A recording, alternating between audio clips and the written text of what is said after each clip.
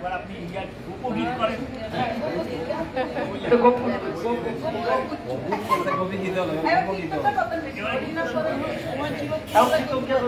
আচ্ছা সময় যখন রয়েছে জয় জয় জয় রাম জয় রাম জয় রাম শ্রী রাম জয় জয় রাম পতিত পাবন জয় সীতারাম জয় রাম শ্রী রাম জয় জয় রাম পতিত পাবন জয় সীতারাম জয় রাম শ্রী রাম জয় জয় রাম রঘুপতি রাম জয় রাম শ্রী রাম জয় জয় রাম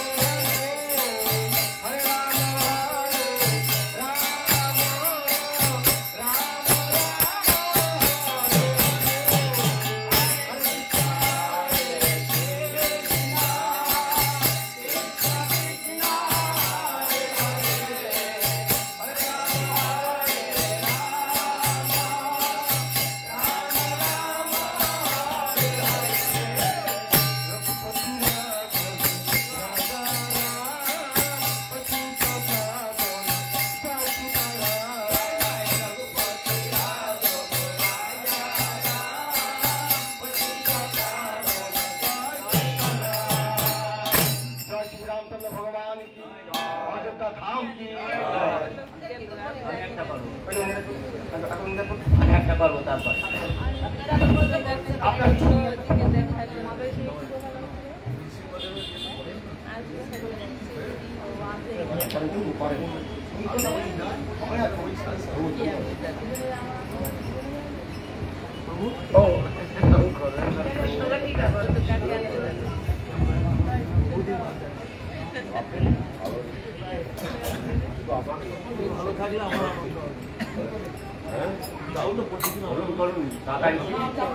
আমি আগে করবো।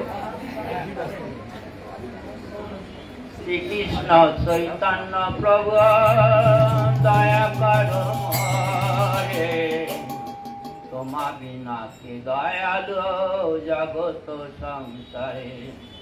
শ্রীকৃষ্ণ চৈতন্য প্রভু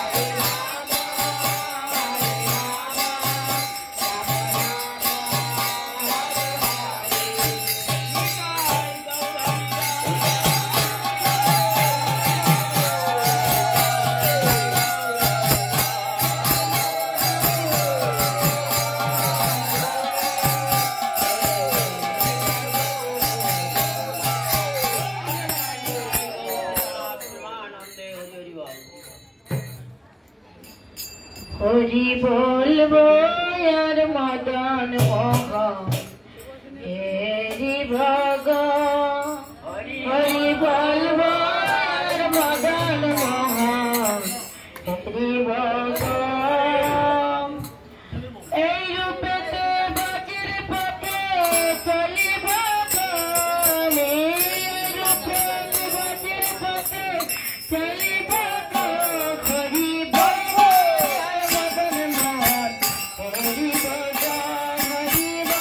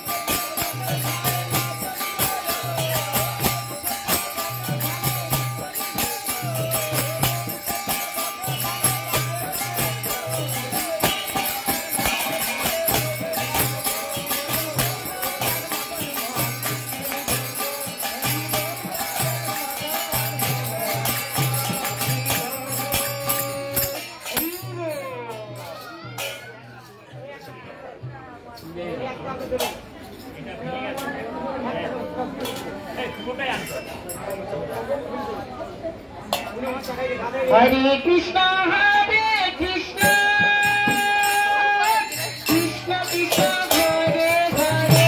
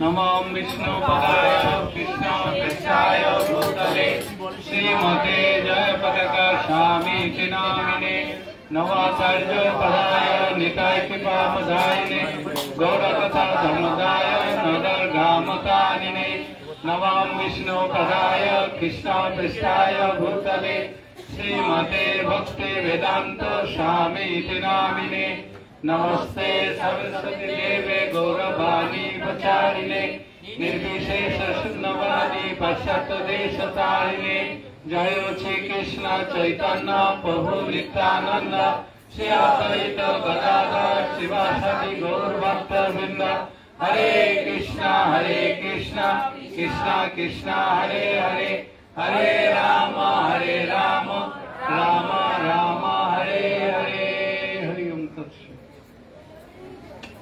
ओम नमो भगवते वासुदेवाय ओम नमो भगवते वासुदेवाय ओम नमो भगवते वासुदेवाय ओम नमो भगवते वासुदेवाय ओम नमो भगवते वासुदेवाय ओम नमो भगवते वासुदेवाय नारायणं नमस्कृत्यं नरं चैव नरोत्तमं देवीं सरस्वतीं व्यासं ततो जयमुदीरये नष्टोपायेषु भद्रेषु नित्यं भागवत सेवया भागवत उत्तम श्लोके भक्तिर्भवति नाइष्यति। भगवान গতকাল আমরা শ্লোকগুলো পড়েছি, মানেগুলো অনুবাদ, কিভাবে ভগবান কৃষ্ণ বংশীবদনের দ্বারা গোপীদের আনয়ন করেন, তারপরে কৃষ্ণ তাদের চলে যেতে বলেন, ফিরে যেতে বলেন। তারা 7 স্ত্রী, তারা কেন এই গভীর রাত্রে স্ত্রীদের উচিত না, নানা রকম কনভার্সন হয়েছে। অবশেষে গোপীদের সঙ্গে কৃষ্ণ নৃত্য করেছিলেন। তারপরে রাধারানী সেই নৃত্য পরিত্যাগ করেন, যেহেতু কৃষ্ণ তিনি রাধারানী সন্তুষ্ট হতে পারছেন না কৃষ্ণকে, যে তিনি তো অন্য অনেক গোপীদের সঙ্গে নৃত্য করছেন, তাই আমার আর কি দরকার, চলে গিয়েছিলেন। তখন কৃষ্ণ দেখলেন শতগোপীর দ্বারাও তার মন তুষ্ট হচ্ছে না, যেমন রাধা তাকে সন্তুষ্ট করে। তখন কৃষ্ণ অন্বেষণ করতে করতে রাধাকে নিয়ে একটি জায়গায় বিভিন্ন ফুল দ্বারা রাধাকে সাজিয়েছিলেন, এবং তখন রাধা বলেছিলেন যে আমি ক্লান্ত, আমি আর হেঁটে যেতে পারবো না, হরি আপনার যেখানে খুশি নিয়ে যান, আমাকে বহন করে। কৃষ্ণ বলেছিলেন ঠিক আছে, তুমি কাঁধে ওঠো। কাঁধে উঠতে যাবে, তখন দেখছি কৃষ্ণই নেই। তখন রাধারানী ক্রন্দন করছিলেন, সৈন্য গোপীরা অন্বেষণ করতে করতে সেখানে উপনীত হন।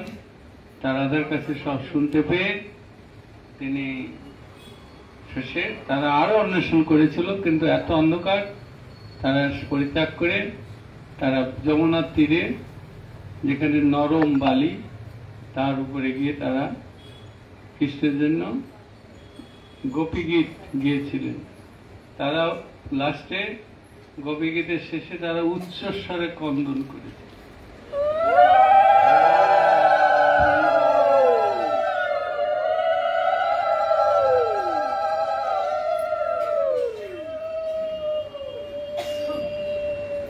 তারপরে কৃষ্ণ একদম মদন মোহন রূপে, অত্যন্ত কিউপিড বাংলায় ইংরেজিতে বলে, তাকে মদন মোহন এরকম রূপ হয়েছিল কৃষ্ণের। পূর্ণ জ্যোৎস্নায় কৃষ্ণের গলায় একটা বৈজয়ন্তী মালা ছিল, তারপরে তার কর্ণে ছিল পীতবসন। এই একটা মনোহর রূপ নিয়ে আবির্ভূত হয়েছিলেন হাস্য মুখে। গোপীরা উঠে সঙ্গে সঙ্গে দাঁড়িয়েছে, তাদের জন্য প্রাণ ফিরে পেয়েছে। তারপরে সেসব বর্ণনা আমরা গতকাল শুনেছি, যে কিভাবে এক এক গোপী এক এক ভাবে তার সাথে সম্পর্ক। তারপরে কৃষ্ণ সবার সঙ্গে নৃত্য করবে। সেই নৃত্যের বর্ণনা কালকে শুনেছি, আজকে 15 নম্বর তো নাকি 16 থেকে পড়ছি। এইভাবে ভগবান কৃষ্ণ লক্ষ্মীপতি স্বয়ং শ্রী নারায়ণ ভোজাঙ্গনাদের সহচর্যে আলিঙ্গন, করমর্দন, স্নিগ্ধ অবলোকন, উদ্দাম বিলাস ও হাস্য সহকারে বালক যেমন নিজ প্রতিবিম্বের সঙ্গে খেলা করে, এটি উদাহরণ দেওয়া হচ্ছে। আমরা যেমন বালকেরা কি করে, নিজের ছায়ার সঙ্গে পা দিয়ে ধরতে চায়, দৌড়ায়, সেও দৌড়ায়, প্রতিবিম্বের সঙ্গে খেলা করে, এইভাবে ক্রীড়া করে আনন্দ গ্রহণ করেছে। কিংবা ভক্তি সিদ্ধান্ত সরস্বতী ঠাকুর তিনি মন্তব্য করেছেন, শ্রীকৃষ্ণ একমাত্র পরম তত্ত্ব, তার শক্তি অনন্ত। এই সকল শক্তি রূপবতী হয়ে শ্রীকৃষ্ণকে তার লীলায় পবিত্র করে। যেমন ভগবানের একমাত্র পরাশক্তির বিভূতি তার সর্বপ্রকার অসংখ্য শক্তির অভিপ্রকাশ ঘটায়, তেমনি রাসনৃত্যের মাঝে যত সংখ্যক গোপী ছিলেন, তত রূপে প্রকটিত বিবিধ শক্তিস্বরূপ এক কৃষ্ণ নিজেকে প্রতিফলিত করেছিলেন। অনেক কৃষ্ণ হয়েছিল, সবই কৃষ্ণ, কোনটাই কমানো বা থেকে কম বেশি নেই, সবই কৃষ্ণ। কিন্তু তারই ইচ্ছায় তার চিৎশক্তি যোগমায়া এই সকল গোপীদের প্রকটিত করেন।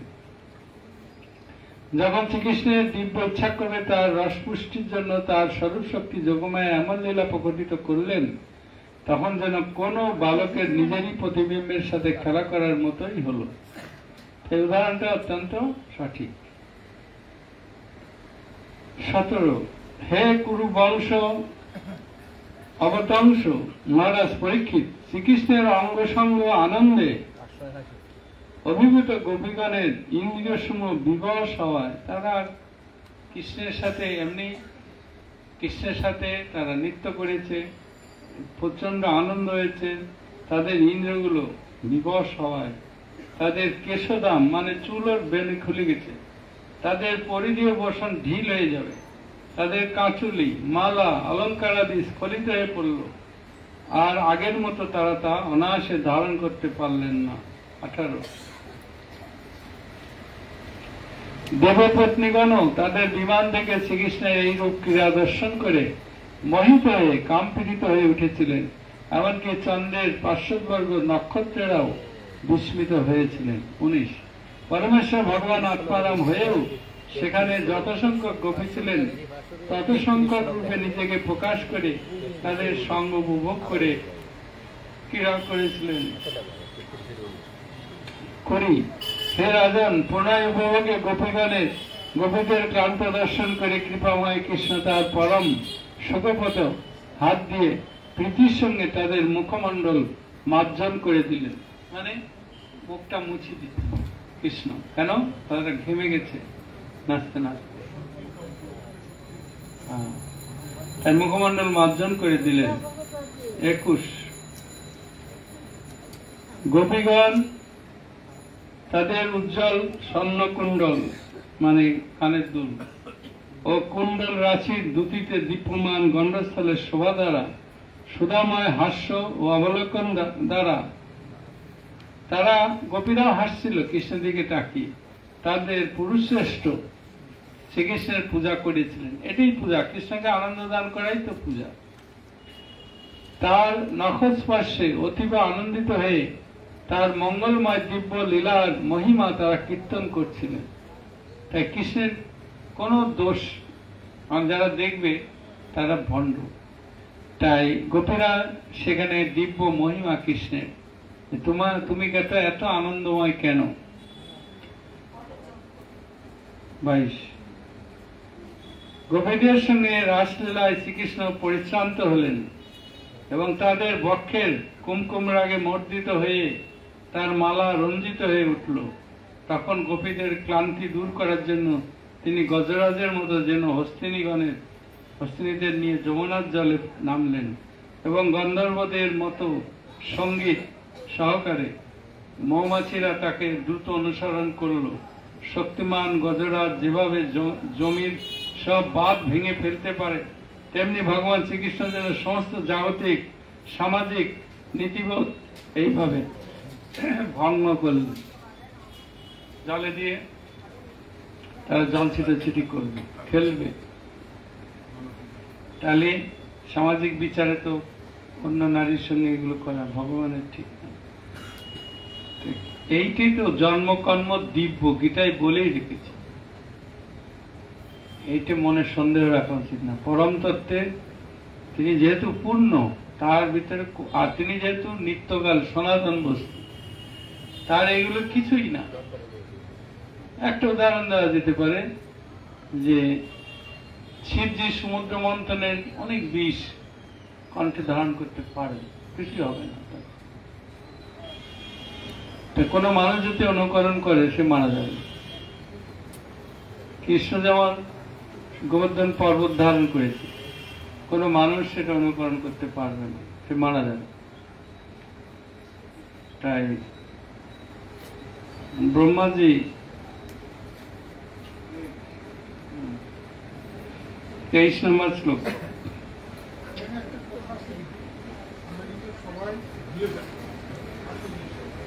সমস্ত গোপীদের পরমাত্মা মানে শুধু গোপী নয়, বিশ্ব ব্রহ্মাণ্ডের লোক প্রাণী আছে জীব আছে, তাদের আত্মাটা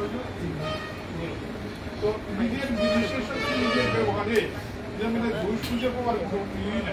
যেটা প্রভুপাদ না সেটাই তো বলছে যে নিজের ছায়ার প্রতি বালক যেমন নৃত্য করে, কৃষ্ণ এখানে তার নিজের প্রতিবিম্ব তার সাথে খেলা করে। হে রাজন, জলমধ্যে কৃষ্ণ দেখলেন যে হাস্যপরায়ণা গোপীবৃন্দ চারিদিক থেকে তাকে ঘিরে জল প্রক্ষেপণ করতে করতে তার প্রতি প্রেমময়ী দৃষ্টিপাত করছে।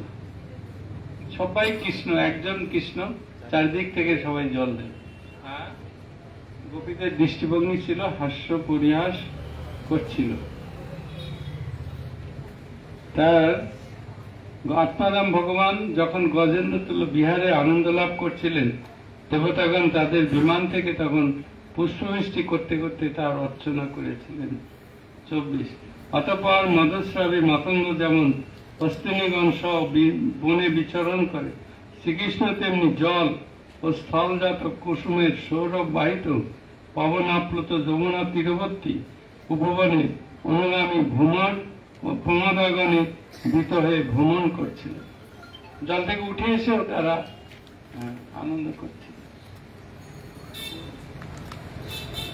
বিশ্বনাথ চক্রবর্তী ঠাকুর বলছেন, জলক্রিয়া করার পর কৃষ্ণ তার শরীর মর্দন করলেন, মানে গাছ কত পরিষ্কার করতে হয়, ঘেমে গিয়েছিল, একটু তো ডলতে হবে। তারপর নিজেকে তার প্রিয় বসনে সজ্জিত করে গোপীগণের সঙ্গে তার লীলা শুরু করলেন, আবার নৃত্য করলেন। তার মানে গোপীরাও কাপড় চোপড় নিয়ে গিয়েছিল, চান করার পর ওই কাপড়ে কিছু হয়। কৃষ্ণ কাপড় নিয়ে গিয়েছিল, আমরা ব্যাগ নিয়ে যাই, ব্যাগে 25 সচ্চিদানন্দময় কামনার আদর্শ পুরুষ শ্রীকৃষ্ণ তার প্রতি আকৃষ্ট অবলা নারীদের নিয়ে স্বয়ং এইভাবে শরৎকালীন চন্দ্রকিরণ শোভিত রাত্রিগুলিতে সংযত মধুর রস আশ্রিত সব রকমের কাব্যকথা বর্ণনা করে। এখানে লক্ষণীয় যে গোপীরা এতই আকৃষ্ট কৃষ্ণের প্রতি, কোনো অংশেই কমবে না, উত্তরোত্তর বাড়ছে। আমাদের সংসারে কি হয়, 2 দিন পরে আকর্ষণ কমে যায়, ঠিক কিনা? কিন্তু গোপীদের কৃষ্ণের প্রতি যে আকর্ষণ, সেটা কৃষ্ণ সন্তুষ্ট হচ্ছে। কাম, এখানে কাম। এই জন্য তারা শরৎকালীন চন্দ্রকিরণ শোভিত রাত্রিগুলিতে সংযত মধুর আশ্রিত সব রকমের কাব্য কথা বর্ণনা করে। এখানে বিশ্বনাথ চক্রবর্তী ঠাকুর মনে করে দিচ্ছেন, ব্যাসদেব, পরাশর, জয়দেব, লীলাসুখ মানে বিল্লমঙ্গল, গোবর্ধন আচার্য, শ্রীরূপ গোস্বামী, তাদের মতে বৈষ্ণব কবিগণ তাদের কবিতায় ভগবানের মধুর রসাশ্রিত প্রণয় মহিমাসমূহ বর্ণনা করার চেষ্টা করেছে। তাহলে এইসব মহাত্মারা যারা সংসারে নিরাসক্ত, তারা ভগবানের এই প্রণয় লীলাগুলোকে সুন্দরভাবে, যেমন উজ্জ্বল নীলমণি কিংবা আপনার ললিত মাধব, কৃষ্ণের রাধার সঙ্গে তাদের সব আলোচনাগুলো তারা বিভিন্নভাবে বর্ণনা করেছে। বর্ণনা করলেও শুনতেও যেমন ভালো লাগে, তারাও বর্ণনা করে আনন্দ লাভ করেছে। অসাধারণ সুন্দর শরৎকালীন রাত্রিগুলির আয়োজন করেছিলেন। আর তার শরৎকালীন রাত্রি অনাদিকাল হতে পারমাত্মিক কবিদের উৎসাহিত করছে। এই জন্যই বলে রাস পূর্ণিমা। এখনো হাজার হাজার লোক মায়াপুর নবদ্বীপে চলে আসে, অনেক বছর থেকে তারা প্রতি বছর ওই দিনগুলোতে আসবে, সব জামা কাপড় ব্যাগে করে নিয়ে রাস্তায় রাস্তায় মন্দিরের বাইরে থাকে, শুয়ে শুয়ে থাকে গাছের তলায়। সেই পরীক্ষিত উবাচ, পরীক্ষিত মহারাজ বললেন, হে ব্রাহ্মণ, অর্থাৎ গুরুদেব সুখদেব গোস্বামী, যিনি পরমেশ্বর ভগবান জগদীশ্বর, ধর্ম সংস্থাপন ও অধর্মের বিনাশের জন্য যার অংশপ্রকাশ সহ এই পৃথিবীতে অবতীর্ণ হয়েছেন, প্রকৃত বাক্যে যিনি সমাজ ধর্মের মূল বক্তা, কর্তা ও সংরক্ষক, তিনি তাহলে কিভাবে পরস্ত্রীদের স্পর্শ করে প্রতিকূল আচরণ করলেন? আবার সেই প্রশ্ন আসছে। কেন? ওনাদের মনে সন্দেহ নেই, সাধারণ মানুষ বলতে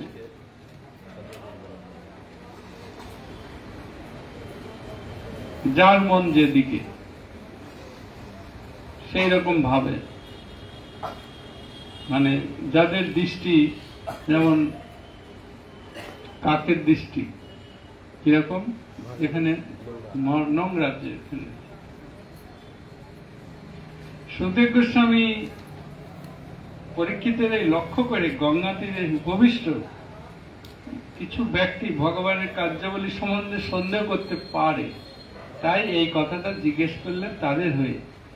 হে নিষ্ঠাবান ব্রহ্মচারী, সুখদেব গোস্বামীকে বলছেন নিষ্ঠাবান ব্রহ্মচারী। উনি কিন্তু এতই নিষ্ঠাবান, মাতৃগর্ভেই 18 বছর না 16 বছর মাতৃগর্ভ থেকে বেরোননি, যে মায়া স্পর্শ করবো না।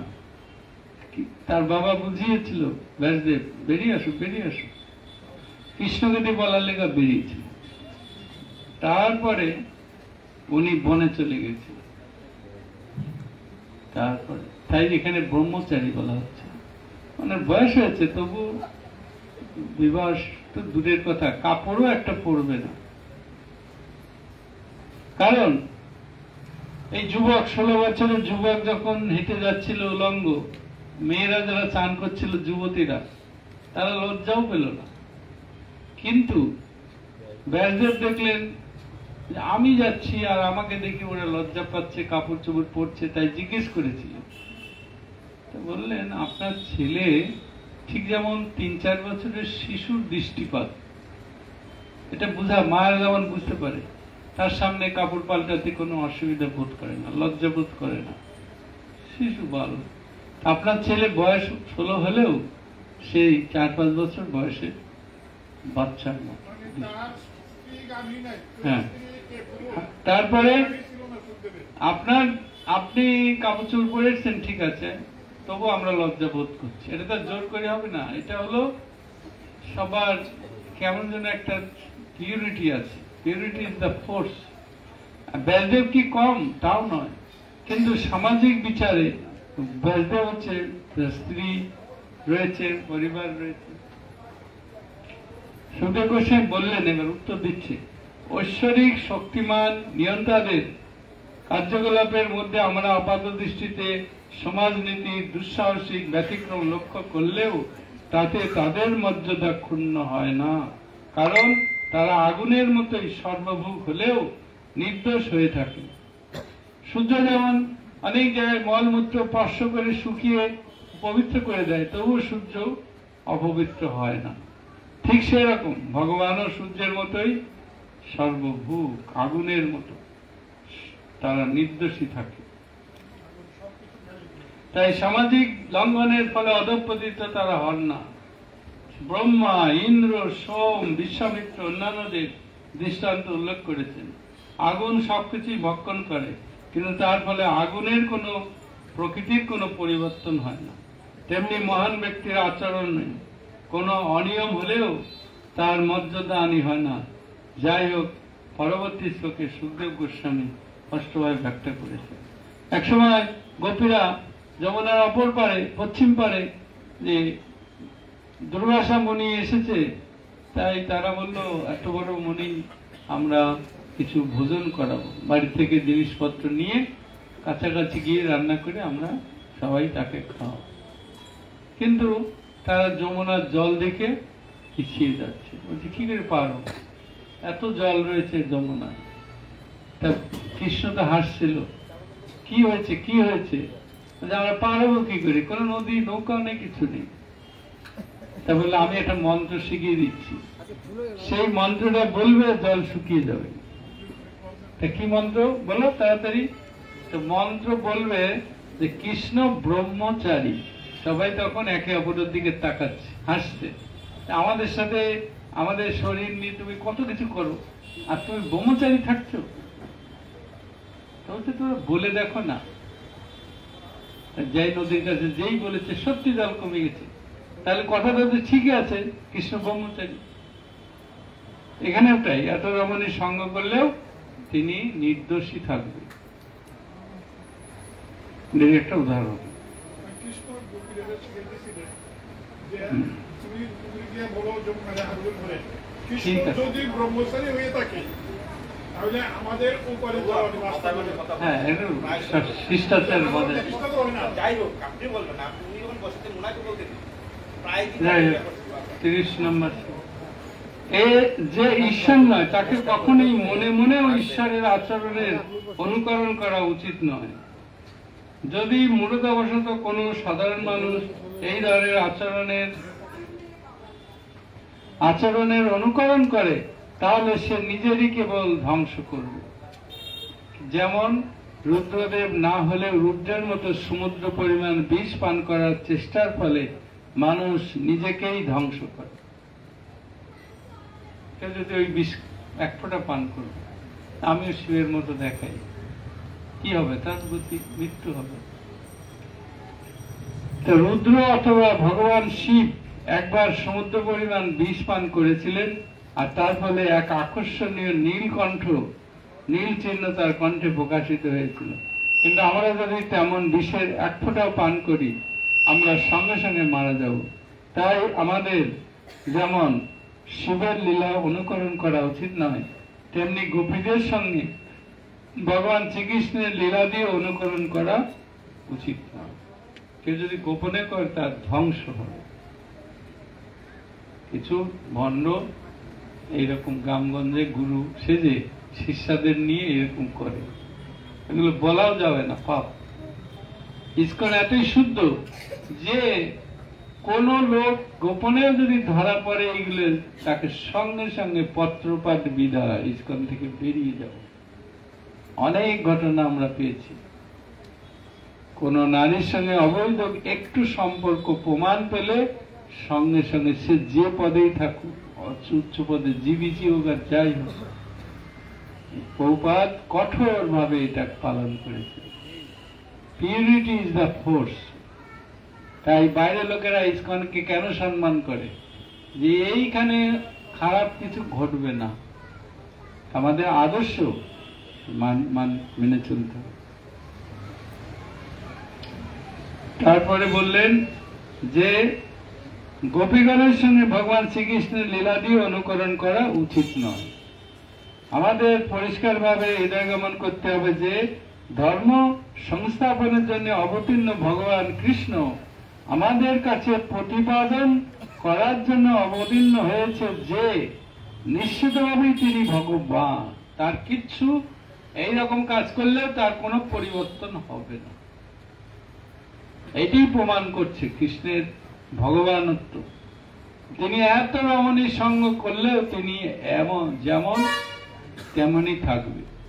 সমুদ্রে যেমন হাজার হাজার নদী এসে মিশলেও সমুদ্র এক ফোঁটাও বাড়বেও না কমবেও না। দেখবেন আপনি যদি নদীতে যে এক গ্লাস জল ঢেলে দেন, জল কমবে না বাড়বে? কিছুই না।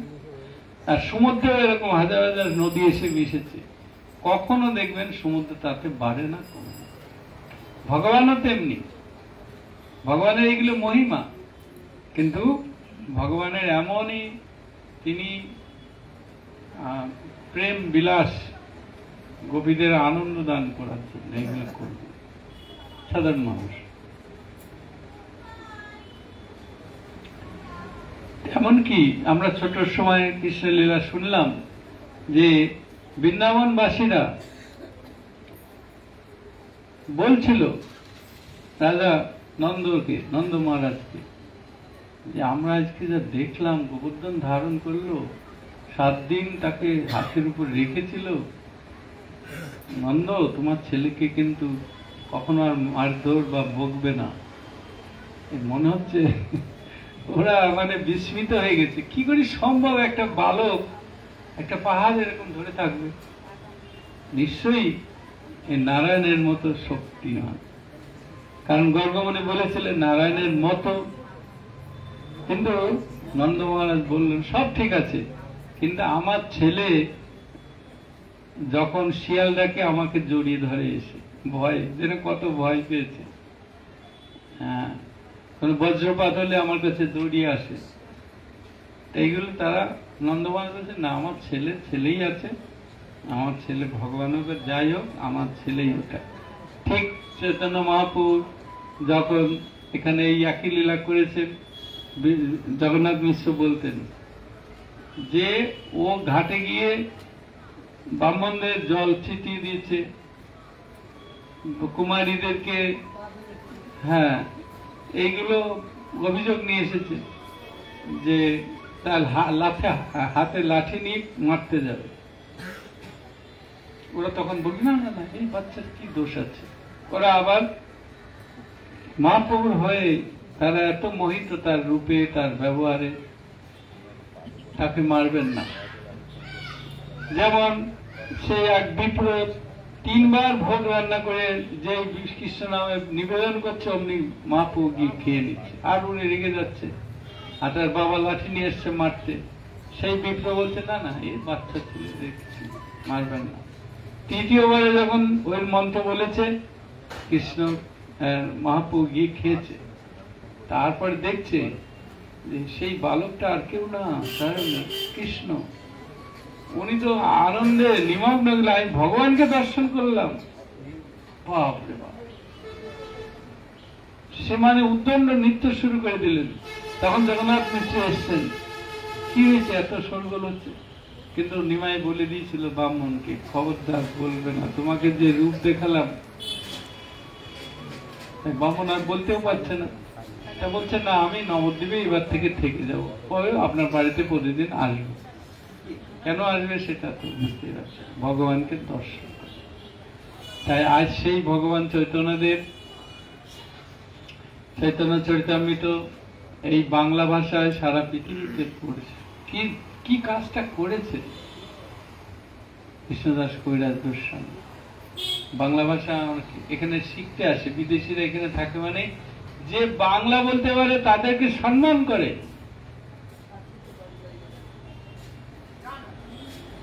তাহলে এই কে করে দিল? চৈতন্য মহাপ্রভুর লীলা তো অদ্ভুত। তাই এখানে বলা হচ্ছে যে অনুকরণ করা উচিত না। আমাদের কৃষ্ণের বিভিন্ন নারী সঙ্গ করলেও উনার কোন রকম পরিবর্তন হবে না। সমুদ্রে অনেক নদী মিশলেও জল কমে না, বাড়ে না। 31 নম্বর শ্লোক। পরমেশ্বর ভগবানের শক্তি প্রদত্ত সেবকদের কথা সকল সময় সত্য।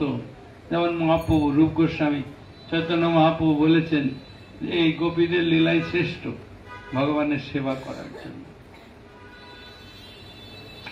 এবং সেখানে তারা বলেছে এই কামলীলা শুনলেও কারো মনের কাম ভাব নষ্ট হয়ে যাবে। তাই এগুলো কখনো আমরা অনুকরণ যোগ্য নয়, আমরা শিক্ষা নেব। অতএব তাদের নির্দেশ পালন করা বুদ্ধিমান ব্যক্তিদের উচিত। যাদের যাদের নাম বলা হলো, যে ব্যাসদেব, মহাপ্রভু, ব্রহ্মা, এরা ইন্দ্র, এরা যখন একে সম্মান করছে, আমাদেরও তাই করা উচিত। পরের শ্লোক হচ্ছে 32। হে প্রভু, এই সকল নিরহংকারী বিরাট পুরুষেরা যখন এই জগতে পুণ্যকর্ম করেন, তাদের কোনো স্বার্থ পূরণের উদ্দেশ্যে থাকে না। এমনকি যখন তারা ধর্ম আচরণের বিপরীত কোনো অসৎ আচরণ করেন, তাদেরও কোনো অনর্থ হয় না। এটা পরীক্ষিতের প্রশ্নের উত্তর দিচ্ছে। তার নিয়ন্ত্রণাধীন জীবসমূহকে প্রভাবিতকারী ধর্মাচরণ অধর্মাচরণের সঙ্গে তাহলে কিভাবে প্রাণী, মানুষ, দেবতা, নিখিল জীবের অধীশ্বরের কোন সম্পর্ক থাকতে পারে? 34। পরমেশ্বর ভগবানের পাদপদ্ম রেণু সেবা দ্বারা পূর্ণতৃপ্ত তার ভক্তগণ কখনো জড় কর্ম বন্ধনে আবদ্ধ হন না। এমনকি যোগ প্রভাবে সকল কর্ম বন্ধন হতে মুক্ত মুনিগণও জড়কর্ম বন্ধনে আবদ্ধ হন না। তাহলে তিনি স্বেচ্ছাপূর্বক অপাকৃত শরীর ধারণ করেছেন, স্বয়ং সেই ভগবানের বন্ধনের প্রশ্ন কিভাবে হতে পারে? Solid argument. যিনি আমাদের মতো শরীর ধারণ করে না, যে বৃদ্ধ হবে, অসুখ হবে, শরীরের রোগ ব্যাধি, এটা ভগবানের হয় না। ভগবানের যে মাথা ব্যথা হয়েছিল ওটা বোঝানোর জন্য, যে কবিদের পদধূলি আনলে গা সেরে গেল। তার মানে ভক্তদের মহিমা ভগবান প্রচার করে। তার অসুখ বিসুখ নেই, তিনি গুণের দ্বারা প্রভাবিত না, তার শরীরটা অপাকৃত।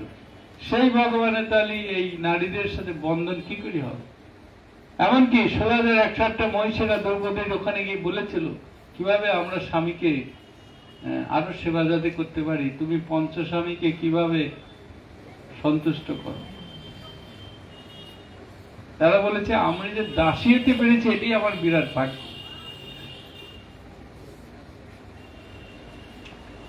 তারপরে 35, যিনি সর্বসাক্ষী রূপে গোপীগণ, তাদের পতিগণ ও প্রকৃতপক্ষে সকল প্রাণীর অন্তরে বাস করেন, তিনি অপাকৃত লীলাবিলাসের জন্য এই জগতে দেহ ধারণ করেছেন। তার লীলাগুলোর সব অদ্ভুত শক্তি আছে।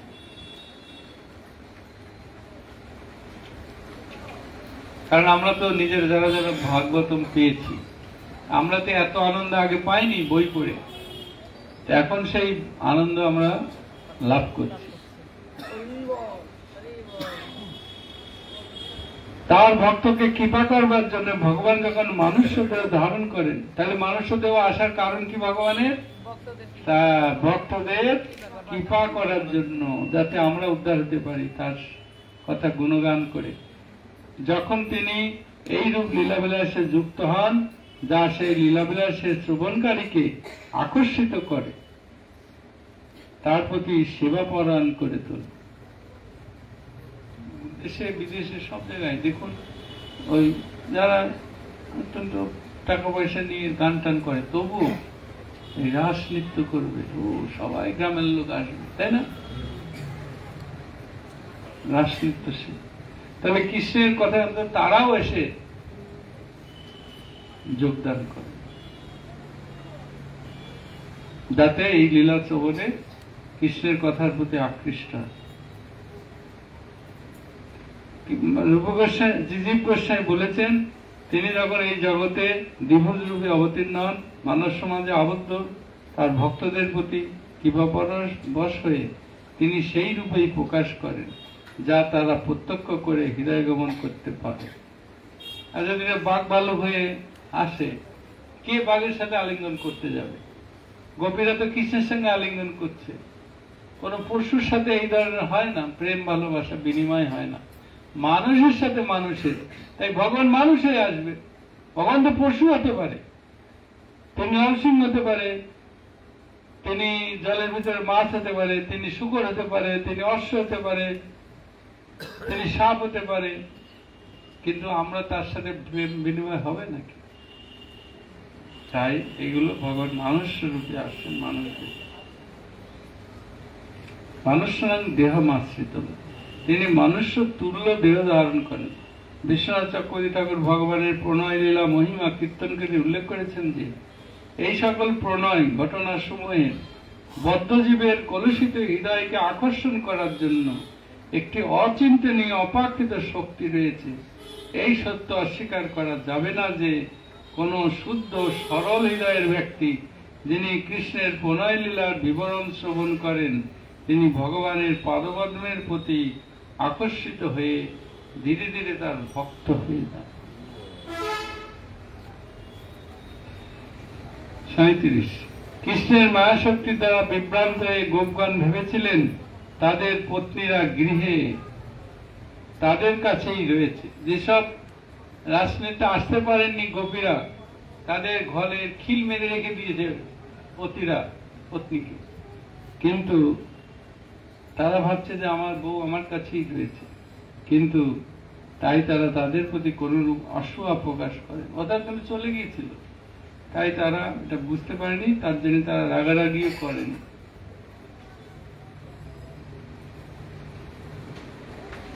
ভগবানের গোপীরা ভগবানের অন্তরঙ্গের শক্তি, তাই তারা আর অন্য কোন জীবের হতে পারেন না। কেবলমাত্র পরকীয়া রসের উত্তেজনা সৃষ্টির উদ্দেশ্যে কৃষ্ণ অন্য মানুষদের সঙ্গে তাদের দৃশ্যত বিবাহের ব্যবস্থা করেছিলেন। বিবাহটা কে দিয়েছিলেন? অন্যান্য গোপের সঙ্গে গোপীদের কৃষ্ণের ব্যবস্থা করেছে, যাতে কৃষ্ণের প্রতি আকর্ষণ বাড়বে। যেহেতু এই সমস্ত কার্যাবলী ভগবানের লীলা, তাই তা পরম বিশুদ্ধ এবং অনাদিকাল ধরে সাধুগণ এই পরম দিব্য ঘটনার সময়ের আস্বাদন করেন। 38 ব্রহ্মার একটি রাত্রি অতিবাহিত হলে শ্রীকৃষ্ণ গোপীগণকে গিরিয়ে ফিরে যেতে উপদেশ দিল। কয়বার সেদিন রাস হয়েছে রাত্রে, এই সময়টার ভিতরে 12 ঘন্টা রাত, কিন্তু ব্রহ্মার একটা কল্প চলে গেছে।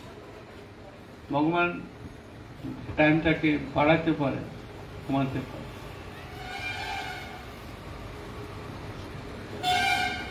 ভগবান যেহেতু সৃষ্টিকর্তা, বাড়াতে পারে, তার হাতে কায়দা আছে।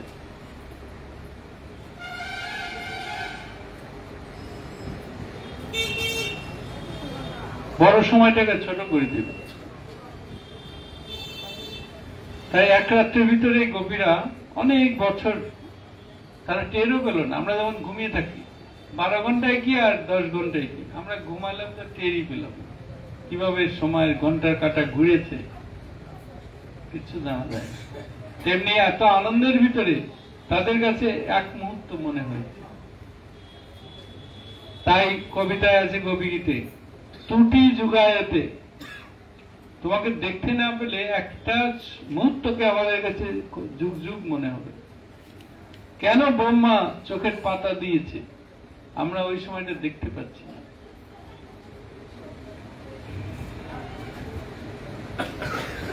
এসবই ভগবানের পক্ষে কিছুই অসম্ভব নয়। তাই তার প্রিয় ভক্তগণ তার অপাকৃত ধাম অথবা তার লীলার সময় এই সমস্ত সকল সত্তাই অচিন্তনীয় ভাবে ক্ষমতা বান।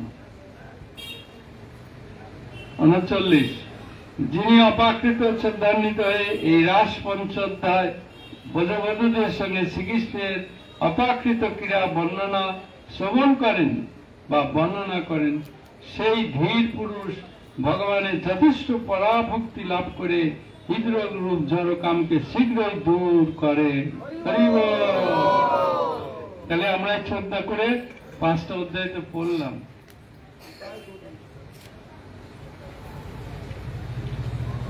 তাহলে এগুলো অনেক শক্তি আছে, আমরা দেখতে পাবো না, কিন্তু হৃদয় থেকে কাম ভাব চলে যাচ্ছে। কি করে যাচ্ছে আমরা। এইবার আমাদের প্রায় এসে গেছে, এটা হলো 34 অধ্যায়। সুখদেব গোস্বামী বললেন, এবার একদিন গোপগণ শিব পূজার জন্য আগ্রহিত হয়ে বিশ্ববাহিত শকটে আরোহণ করে অম্বিকা বনে যাত্রা করেছিলেন। হে রাজন, সেখানে পৌঁছানোর পর তারা সরস্বতী নদীতে স্নান করলেন। ভক্তি সাগরে নানা উপাচারে শক্তিমান পশুপতি দেব ও তার পত্নী দেবী অম্বিকার পূজা করলেন। 3 গোপগণ ব্রাহ্মণদের গাভী, স্বর্ণ, বস্ত্র, মধু মিশ্রিত অন্ন উপহার প্রদান করলেন। অতঃপর তারা মহাদেব আমাদের প্রতি প্রসন্ন হন বলে প্রার্থনা করলেন। নন্দ, সনন্দ এবং অন্যান্য মহাভাগ্যবান গোপগণ সেই রাত্রিটি কঠোরভাবে তাদের ব্রত পালন করে সরস্বতীর তীরে অবস্থান করলেন। তারা জল মাত্র পান করে উপবাসী ছিলেন। এখানে সুনন্দ হচ্ছে নন্দ মহারাজের ছোট ভাই, আর উপানন্দ হচ্ছে বড় দাদা। সেই রাত্রিতে অত্যন্ত ক্ষুধার্ত এক মহাসর্প সেই ঘন বনে অকস্মাৎ উপস্থিত হয়ে উদরে ভর দিয়ে পিচ্ছিল গতিতে এগিয়ে এসে সেই সর্প নন্দ মহারাজকে গ্রাস করতে শুরু করল। সর্পগ্রস্ত নন্দ মহারাজ চিৎকার করলেন, হে কৃষ্ণ, হে কৃষ্ণ, হে তত, এই মহাসর্প আমাকে গ্রাস করছে, আমি তোমার প্রতি শরণাগত, আমাদের রক্ষা করো। নন্দের আর্তনাদ শ্রবণ করে গোপগণ তৎক্ষণাৎ গাত্রোত্থান করে নন্দ মহারাজকে সর্পগ্রস্ত দর্শন করে উদ্বিগ্ন হয়ে জ্বলন্ত মশাল দ্বারা সাপকে প্রহার করলেন, কিছুই হলো না, সাপ ছাড়লই না। জ্বলন্ত কাষ্ঠখণ্ড দ্বারা দগ্ধ হয়েও সর্প নন্দ মহারাজকে পরিত্যাগ করল না। তখন ভক্তগণ পালক পরমেশ্বর ভগবান কৃষ্ণ ঘটনাস্থলে আগমন করে সর্পটিকে তার পা দিয়ে শুধু স্পর্শ করল। এই যে গোড়াদয় মহাপ্রভু সেই কুমিরটাকে শুধু পা দিয়ে স্পর্শ করলো, উদ্ধার হয়ে চলে গেল সর্প বৈকুণ্ঠে।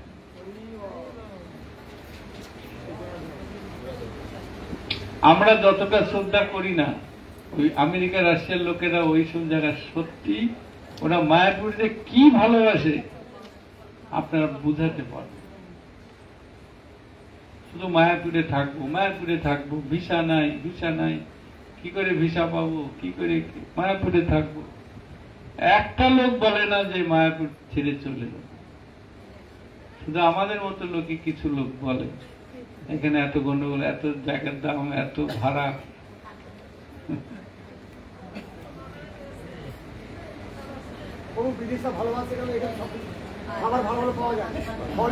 আগে না, তা নয়, শুধু খাওয়ার জন্য ওরা যা খায়, ওদের অনেক অর্থ আছে। ওদের দেশে সব সকালবেলা 1 গ্লাস করে সব ফলের রস, 3-4 রকম ফলের রস। ও দেশে যারা আসে ঘুরে 6 মাস পরে, এত মোটা হয়ে গেছে।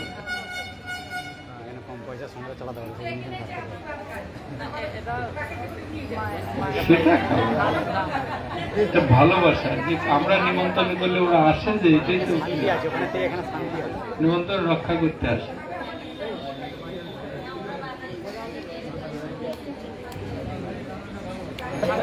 9 নম্বর শ্লোক। সেই সর্প কৃষ্ণের পাদবর্ষে তৎক্ষণাৎ তার জীবনের সমস্ত পাপ থেকে মুক্ত হলো। এইভাবে সেই সর্পটি তার দেহ ত্যাগ করে সুন্দর বিদ্যাধর দেবতার দেহ প্রাপ্ত হলেন। অতঃপর ভগবান ঋষিকেশ তার সম্মুখে প্রণত রূপে দণ্ডমান সেই সুবর্ণ মাল্য অলঙ্কৃত সমুজ্জ্বল দেহধারী পুরুষকে জিজ্ঞাসা করলেন যে, প্রিয় মহাশয়, পরম সৌন্দর্য শোভামান আপনি, অপূর্ব দর্শন, আপনি কে? সাপ হয়েছিলেন কে আপনি? আর কে আপনাকে এই ভয়ঙ্কর সর্পদেহ ধারণে বাধ্য করে? সর্পটা বলল কেন সর্প হয়েছিল। সে ছিল বিদ্যাধর। সর্প বললেন, আমার নাম ছিল যে একজন বিদ্যাধর, সুদর্শন নামে আমার নাম ছিল, সুদর্শন। সুদর্শন মানে যাকে দেখতে খুব ভালো। অ্যাকচুয়ালি আমিও যখন প্রথম আসি, এখনো ওরা যখন টাক করে বিদেশিরা, আর উঁচু লম্বা, বলে মহাপ্রভু দাঁড়িয়ে আছে, তিলক করে, ধুতি পাঞ্জাবি পরে, ধুতি পরে, উত্তরীয় গায়ে দিয়ে দাঁড়ায়, সত্যিকারী সুদর্শনেরা। রূপ ঐশ্বর্য বিশিষ্ট আমি, আমার রূপও এরকম ভালো ছিল। আমার বিমান যোগে চতুর্দিকে স্বাধীনভাবে ভ্রমণ করতাম। আমার একটা বিমান ছিল পার্সোনাল, আমি যেখানে খুশি যাব, তেল ভরতে হবে না। একবার আমি অঙ্গিরা মুনির গোত্র জাত কয়েকজন বিকৃত রূপ ঋষিদের দর্শন করে নিজ রূপ গর্বে বশত উপহাস করেছিলাম, আর আমার সেই পাপের জন্য তারা আমাকে এই নিচদেহ ধারণ করিয়েছিলেন।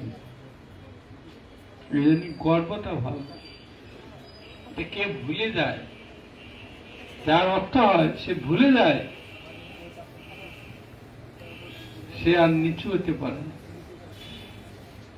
6টা হলো মনে হয় জন্ম, কুলটা গর্ব হয়, অনেকের উন্নত বংশের ছেলে আমি, মেয়ে আমি।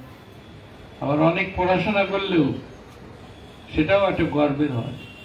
এরকম একটা উচ্চ পড়াশোনা করেছে তো গ্রামের লোককে অতটা কিছু জানে না এরা। গ্রামে এসেছে, একটা নদী পার হবে, টাই ফাই লাগানো আছে, ছুটফুট পড়া, এই ছেলে আসো আসো, পার করে দাও নদী। ঠিক আছে, উঠুন বাবু। বাবু আপনি কোথায় থেকে গেছেন? কলকাতা। যেটা যেটা জিজ্ঞেস করছে, বাবুটা জিজ্ঞেস করছে ওই নামাজিকে, তুমি কি বলতে পারো জোয়ার ভাটা নদীতে কেন হয়? না বাবু, আমরা তো পড়াশোনা করিনি। আপনারা পারবেন পড়বে। তোমার জীবন 25 মানে 4 আনা নষ্ট হয়ে গেছে, কিছুই শেখনি। হ্যাঁ, আমি নষ্ট করেছি। তারপরে কিছু তো যাওয়ার পর বলে বলো তো, হ্যাঁ, সূর্য কেন ওঠে? বলে না, সূর্য ওঠে, এখন কি জন্য ওঠে আমি তো জানি না। তোমার জীবন 8 আনা মিস হয়ে গেছে, ব্যর্থ। তারপরে আরেকটু যাওয়ার পর বলছে মধ্যাকর্ষণ শক্তির নাম শুনেছ? মহাকাশে যে কে গিয়েছে? সুনিতা। হ্যাঁ, এখন ওকে নিয়ে বিরাট কারবার চলছে। হ্যাঁ, সে এখন বলছে মধ্যাকর্ষণ শক্তি কি? বলে না বাবু, জানি না, পড়াশোনা শক্তি। তোমার জীবন 12 আনাই বৃথা গেছে। সেই সময় আকাশে কালো মেঘ হয়ে ঝড় শুরু হচ্ছে, নৌকা এরকম এরকম এরকম করছে, আর ও তো ভয়ে সুট কোট কোথায় তুলে দিয়ে কি করবে। আপনি সাঁতার জানেন না, এত ভয় পাচ্ছেন? এটা সরু নদী। বলে না না, আমি সাঁতার জানি না। তাহলে আপনার জীবন তাহলে 16 আনাই উঠে।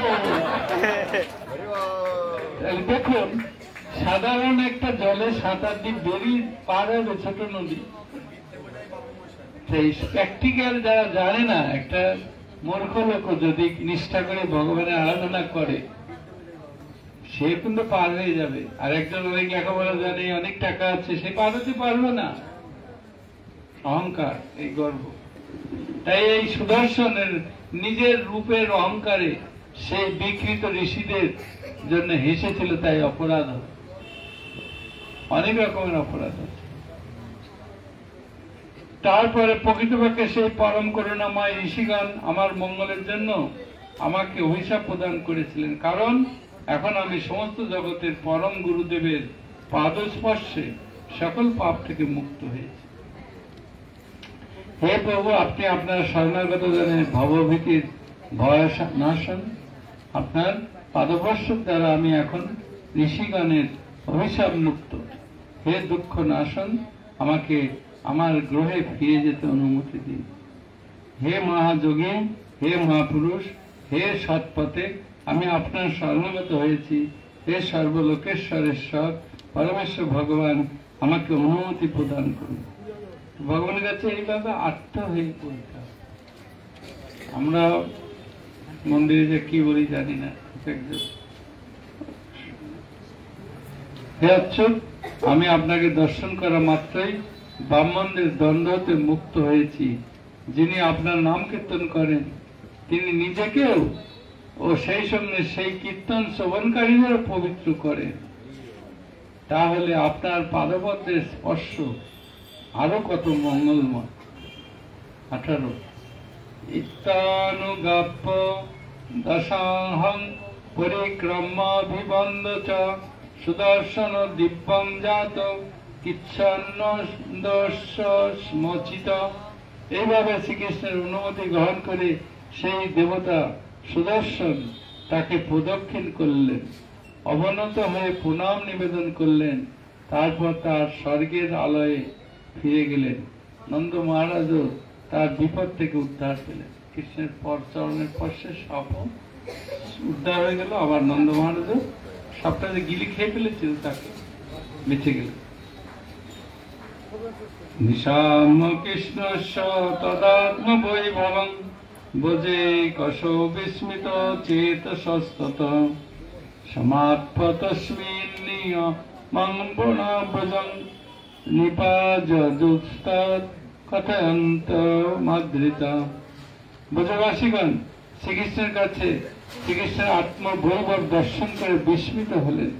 হে রাজন, তারা তখন তাদের শিব আরাধনা সম্পূর্ণ করে সাদরে কৃষ্ণ বৈভব বর্ণনা করতে করতে ব্রজে ফিরে গেলেন। কদাচিদত গোবিন্দ রামশ্রদ্ভুত বিক্রম বীজ হত্তর বনে রত্রম মধ্য ব্রজ যোষিতাম। কোন একদিন অদ্ভুত বিক্রম কৃষ্ণ ও শ্রী বলরাম ব্রজনারী গণের সঙ্গে রাত্রিকালে বনে বিহার করেছিলেন। এটা একটা নতুন লীলা। তাই কৃষ্ণের চরণে স্পর্শ করে যে সাপটা যে উদ্ধার হলো, তাই গোপীরা সেজন্য বলেছিলেন যে তোমার চরণে প্রণত দেহি নাম পাপ কর্ষণ। যারা তোমার চরণে প্রণত হয় তাদের পাপ সব নিয়ে নেয় ভগবান। তিনাচরণগম, তিনাচর, যে গাভীরা যে ঘাস খেতে খেতে আগায়, তোমার পা সেই গভীর পিছনে পিছনে থাকে। শ্রী নিকেতনম, সেই চরণটা শ্রী মানে লক্ষ্মী দেবীর আবাসস্থল। তাহলে ফণি ফণার প্রীতম তে পদাম্বুজম, তে মানে তোমার পদাম্বুজ এক সময় একটা সাপের মাথায় পড়েছিল। ফণি ফণা, ফণি মানে হলো সাপ, ফণা তার মাথার উপরে। সুখদেব গোস্বামী এমন ভাবে ব্যক্ত করেছে এই জগৎকে তার এই গুণগানের দ্বারা পবিত্র করে দিচ্ছে, গোপীদের গীতের দ্বারা। ফণি ফণার প্রীতম তে পদাম্বুজম কিন কুচেষু, সেই ওরা যদি তোমার চরণ পেয়ে উদ্ধার হলো, আমাদের বক্ষের উপরে স্তনটা একবার পথা স্থাপন করো, আমরা উদ্ধার হব। আমাদের কামকে ছেদন করুন, সবথেকে বড়। হ্যাঁ, কাম ছেদন হবে। তাহলে কাম জিনিসটা সারা যায় না। এই যে কৃষ্ণের রাস নৃত্য শুনলে কাম নষ্ট হবে আমাদের, অন্যভাবে নষ্ট করা যায় না। ঠিক আছে, এখানে সমাপ্ত। এখানে রহিল গন্ত অমৃত লহরি বদন ভরিয়া বল হরি হরি বল। আচ্ছা, আগামীকাল একাদশী। আমার একটা বিশেষ নিবেদন, কারা কারা আসবেন একাদশী পরিক্রমায়? সবাই আপনারা হাত তুললেন, কিন্তু মনে করবেন এটা যেন আমাদের একটা ঐতিহ্য থাকে, একাদশীতে পরিক্রমা করা এবং জন্মস্থান দর্শন করা। আর একটা কথা আছে যে কালকে এখানে যা যা প্যাকেট করার জন্য 2-3 জন লোক লাগবে, আজকে দরকার নেই, কালকে এসে প্যাকেট করবেন। সেই সবজি টবজি আছে, ফলমূল আছে। আর পরশুদিন এখানে দুপুরে সবার জন্য নিমন্ত্রণ।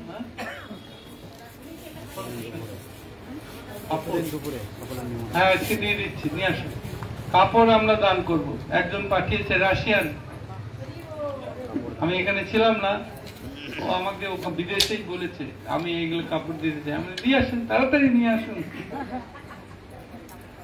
সে রেখে সেও আবার চলে গেছে বিদেশে। আমাদের রেখে যান অন্তত আমাদের কাছে, তাই আমরা কিছু কিছু দান করি।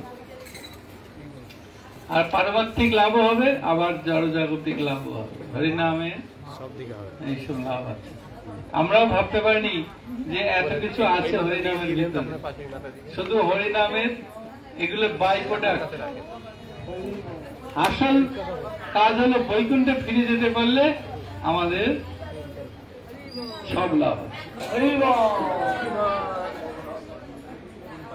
আমার দৃঢ় বিশ্বাস যে এই চৈতন্য মহাপ্রভুর একমাত্র খোঁজ জায়গায় আমরা রয়েছি, খোঁজ তার জন্মস্থানের কাছে। এবং এখানে এই শিবপ্রভা পবিত্র স্থান, একদম পৃথিবীর ভিতরে সেন্টারে আমরা রয়েছি। আমরা অবশ্যই একদম মাঝখানে আছি। কি করে যে আমাদের ভাগ্য এত ভালো হয়ে গেল আমরা জানি না। জয় শ্রী মহাপ্রভু ধাম কি, জয় শ্রীমৎ কি, জয় সুখদেব গোস্বামী কি। গুরু মহারাজের উদ্দেশ্যে একবার বলুন। ওম নমো ভগবতে বাসুদেবায় ধর্মান্তরায় অমৃতকলশাস্তায় সর্বাময় বিনাশায় ত্রিলোকনাথায় শ্রীমা বিষ্ণুবে নমঃ। ওম নমো ভগবতে বাসুদেবায় ধর্মান্তরায় অমৃতকলশাস্তায় সর্বাময় বিনাশায় ত্রিলোকনাথায় শ্রীমা বিষ্ণুবে নমঃ। ওম নমো ভগবতে বাসুদেবায় ধন্যন্তরায় অমৃতকলশাস্তায় সর্বময় বিনাশনায় ত্রিলোকনাথায় শ্রীমা বিষ্ণুবে নমঃ। জয় জনার্দন ভগবান কি। গুরু মহারাজের স্বাস্থ্যের উন্নতির জন্য সকলে বলুন হরে কৃষ্ণ হরে কৃষ্ণ কৃষ্ণ কৃষ্ণ কৃষ্ণ হরে হরে হরে রাম